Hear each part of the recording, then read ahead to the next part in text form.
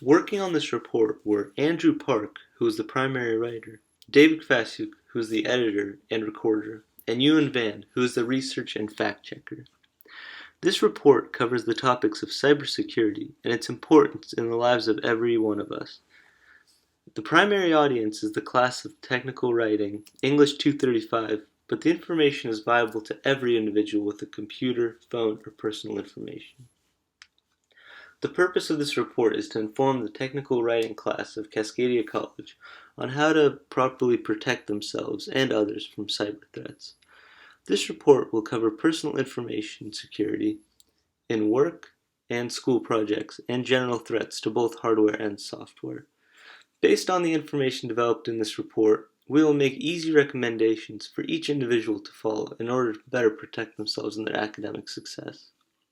Information for the reports was gathered from the Marine Corps Institute and Department of Homeland Security. Cybersecurity is the body of technologies, processes, and practices designed to protect networks, computers, programs, and data from attack, damage, or unauthorized access.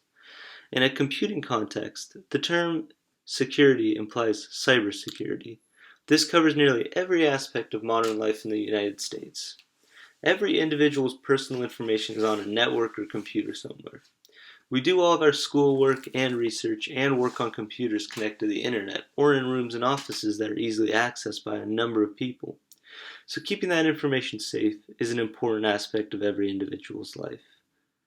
Since the development of computers, and more so the advent of the interweb and intranet systems, keeping information stored on these technologies safe and secure has been a never-ending dilemma. If there is information that you want to keep secure, there's someone out there that wants to access it.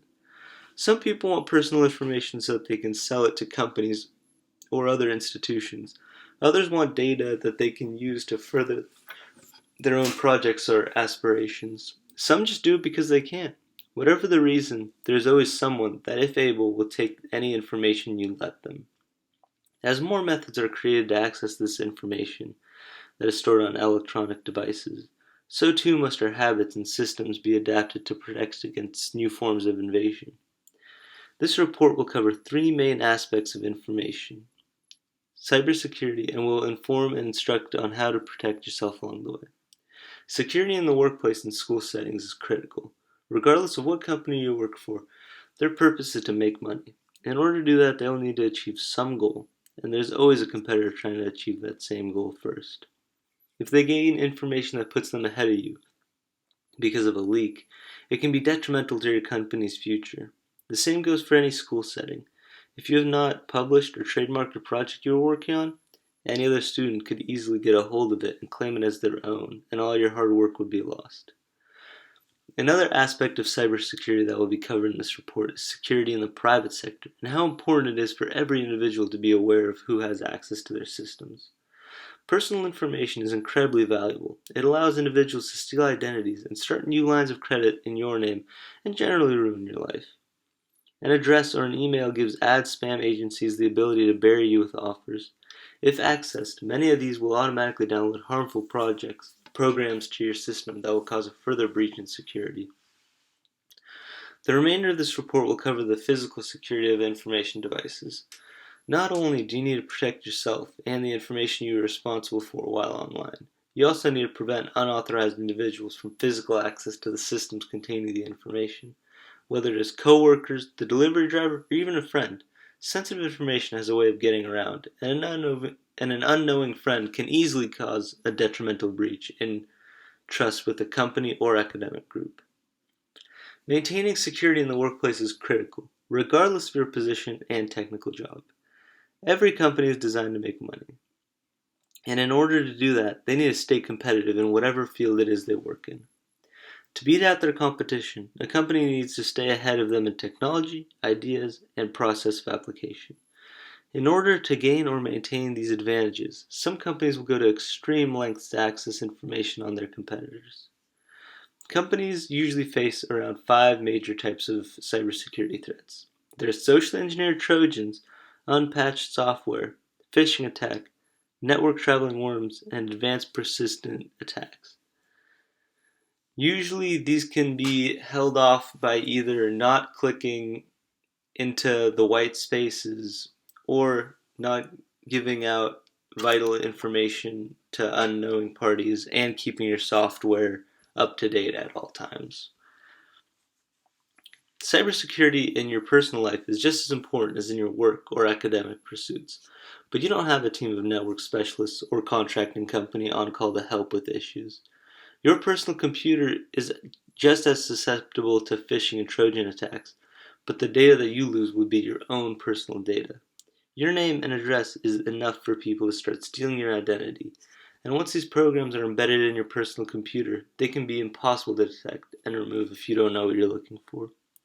The biggest thing to pay attention to on a personal computer is the websites that you visit, and more than that, what you click on those websites. A seemingly blank page border can contain a Trojan ad or link, and this is all an attacker needs to gain access to your system. Cybersecurity does not only mean being protective when someone is online, but also how they can protect themselves in real life. A stranger could just as easily transfer a virus through a USB as they could through a website. A good way to protect oneself is to have passwords that are secure. A secure password should be at least 8 characters in length and should not contain any personal information. It should also be a mixture of at least one upper, lowercase, and numbers and symbols. And having a password will lessen your chances of getting hacked and your data stolen. A good way is to always have your computer backed up as well. So if it does become infected with the virus could make the computer unusable, but that's okay, because all you'd really have to do is wipe the computer and then just re-upload all of your content. The last is an external drive can also compromise your computer security. Any random USB drive that you can find on the ground might contain a Trojan that as soon as plugged in to your computer is downloaded and starts wreaking havoc.